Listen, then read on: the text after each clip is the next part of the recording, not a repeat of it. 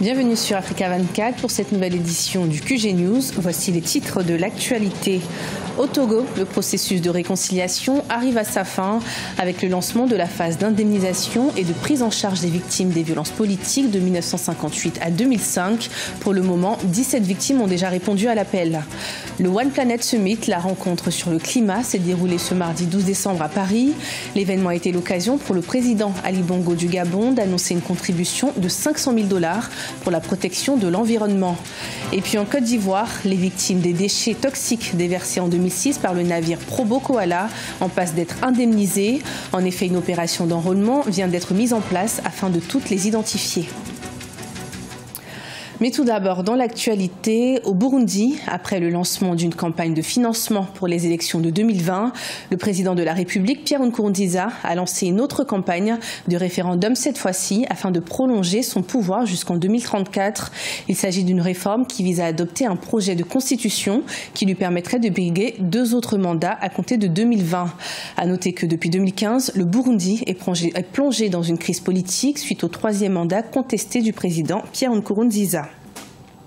Au Togo, les autorités entament la première phase d'indemnisation et de prise en charge des victimes des violences politiques de 1958 à 2005. Une action qui résulte du processus de réconciliation lancé dans le pays et qui va permettre dans un premier temps d'indemniser 17 victimes. Des explications avec Emefa Kofi, notre correspondante au Togo. Tour à tour, ils consultent des spécialistes pour une prise en charge psychologique et médicale. Les victimes des violences politiques de 1958 à 2005 se sont donné rendez-vous à Lomé, la capitale togolaise, du 12 au 29 décembre. Au total, 137 victimes qualifiées de vulnérables seront prises en charge sur cette période par le Haut-Commissariat à la réconciliation et au renforcement de l'unité nationale. Les premières victimes à bénéficier de cette prise en charge sont celles venues des régions des Savanes, Kara et Centrale. La prise en charge psychomédicale est assurée par l'équipe de M-Afrique, une ONG internationale du Togolais Michel Kodom. M-Afrique est chargée du traitement, de la consultation et du traitement. Mais le traitement va aller dans les centres de spécialisation et surtout au CHU, dans les CHU, à Lomé commune et à Ebé pour les prises en charge spécifique. Pour le fait que le chef de l'État a pensé qu'il y a eu quelque chose et il m'a demandé de venir dire pour que je m'apaise, déjà c'est un pas. J'essaierai de pardonner. Je ne sais pas quel sera le montant de ces chèques. S'il est consistant, surtout que ma fille est malade, je dois préparer son avenir. Le programme, tel qu'élaboré par la Commission Vérité, Justice et Réconciliation, a établi le montant à octroyer aux victimes en fonction du préjudice subi, qu'il s'agisse des degrés légers, bas, moyens, graves ou très graves.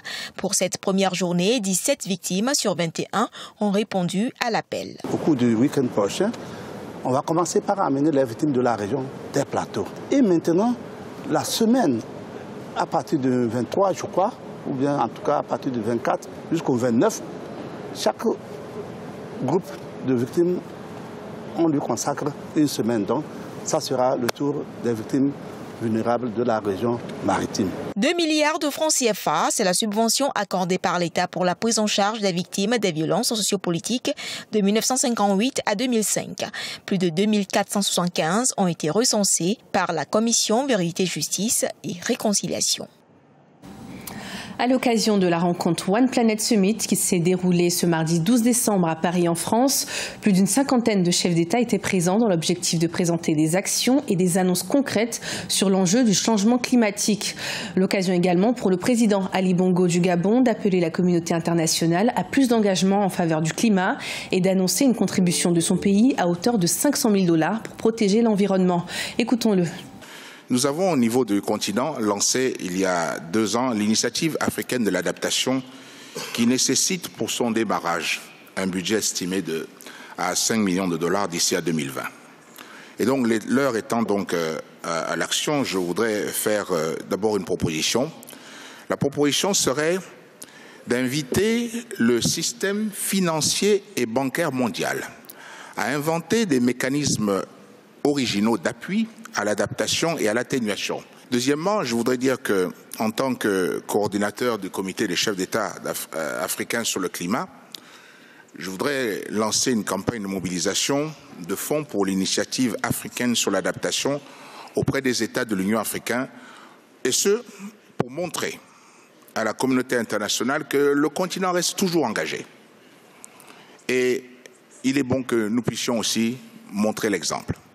Et à ce titre, comme j'ai indiqué que le budget nécessaire au démarrage de ce fonds est de 5 millions de dollars, je voudrais dire que mon pays, le Gabon, va donc faire une contribution de 500 000 dollars à l'initiative africaine de l'adaptation.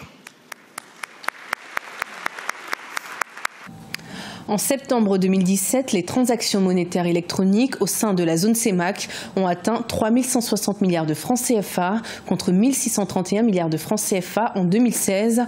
Une forte croissance qui s'impose depuis maintenant 5 ans. Des détails avec Siamlo Victoria Seji.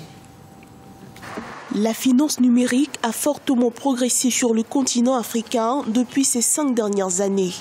Au sein de la communauté économique et monétaire de l'Afrique centrale, les chiffres sont montés en flèche en une année. Les données enregistrées ces 9 derniers mois de l'année 2017 montrent que les transactions ont grimpé de 208%. On note 203 millions de transactions en 2017 contre 97,8 millions en 2016. En dépôt clientèle, cela représente un chiffre d'affaires de 3 160 milliards de francs CFA contre 1 631 milliards de francs CFA réalisés en 2016. Ce genre de croissance explosive arrive lorsque un phénomène est encore dans ses débuts. Il ne s'est pas encore stabilisé. C'est donc dire que très certainement certaines mesures qui ont permis la fluidification des transferts, certainement la multiplication des guichets. Le mobile money reste de loin le moyen de paiement électronique par excellence. La BEAC, Banque des États de l'Afrique centrale, précise qu'il représente 97% du chiffre d'affaires réalisé, puisque 99% des transferts d'argent électronique sont effectués par ce service. Le Cameroun et le Gabon concentrent l'ensemble des parts occupées par le mobile money avec respectivement 49% et 41%. Une disparité alors que dans certains pays d'Afrique centrale, comme la Guinée équatoriale, la monnaie électronique est interdite. Oui, mais il y a un problème de densification de la taille de l'économie. C'est-à-dire que toutes les économies ne peuvent pas entretenir la même densité. Vous savez qu'en Afrique centrale, le Cameroun est un pays très important, et puis le Gabon aussi. Ces deux économies ont en général des besoins de transaction un peu plus élevés. C'est des pays qui, pour le moment, ont un appareil productif assez diversifié. À fin septembre 2017, les paiements électroniques ont dépassé les 162 milliards de francs CFA contre 121 milliards de francs CFA en 2016 et pourraient encore grimper selon des analystes. Début 2017, la Banque des États de l'Afrique centrale a entrepris la limitation des transferts hors zone au CEMAC dans l'optique de maîtriser ces flux importants d'émissions monétaires. Une mesure qui ne fait pas l'unanimité. En Côte d'Ivoire, les victimes des déchets toxiques déversés en 2006 par le navire Probo Koala pourraient bientôt être indemnisées. Depuis le 28 novembre et ce jusqu'au 17 décembre, une opération se déroule à Abidjan afin d'enrôler les milliers de personnes victimes. Des détails avec notre correspondant Olivier Conan.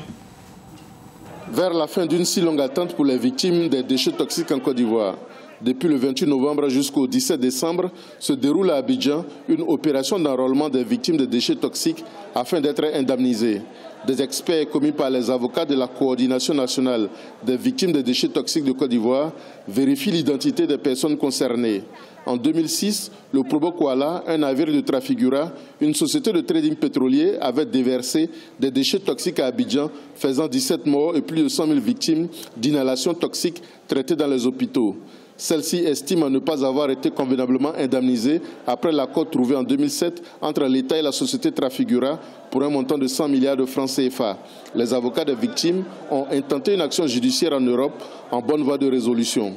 En termes de dédommagement, il y aura l'aspect financier, donc de l'argent qui sera donc octroyé donc à toutes ces personnes victimes-là qui se sont déclarées. Et ensuite, il y aura aussi des moyens d'accompagnement pour les grands malades parmi ces derniers et le volet de la dépollution qui sera pris en compte. Donc, en termes de dédommagement, nous avons donc 3 aspects. L'aspect financier, les montants donc cela incombera à nos avocats. Les victimes espèrent une indemnisation rapide afin de pouvoir se soigner parce que les conséquences du déversement des déchets toxiques sont encore vivaces 11 ans après les faits. Si vous voyez aujourd'hui que mon visage est comme ça, c'est déchets toxiques.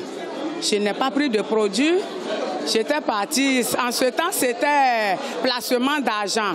Et quand je suis partie en Grèce pour prendre mon argent, c'est dans ça que je suis tombée dedans et ça a pris tout mon visage. Et aujourd'hui c'est devenu maladie pour moi. Quand on est déversé, c'est notre parent, quand il a attrapé fort, ils sont décédés. Il y a d'autres qui sont là et nous a donné les maladies. Actuellement, moi je suis là même, là, il y a mot de rein, mon mari aussi il est paralysé à côté. J'espère d'avoir l'argent pour que je puisse faire le reste de mon traitement après moi-même un peu. Ça va pas. Je suis venu avec le dossier de mes enfants aussi pour venir faire. La Coordination nationale des victimes des déchets toxiques de Côte d'Ivoire estime à 166 000 le total des victimes des déchets toxiques à enregistrer et espère une indemnisation rapide afin que les victimes puissent définitivement tourner la page du déversement des déchets toxiques en Côte d'Ivoire. Ce journal a été préparé par l'ensemble de la rédaction. Merci de nous avoir suivis. Retrouvez dans un instant une nouvelle édition de l'information sur Africa 24.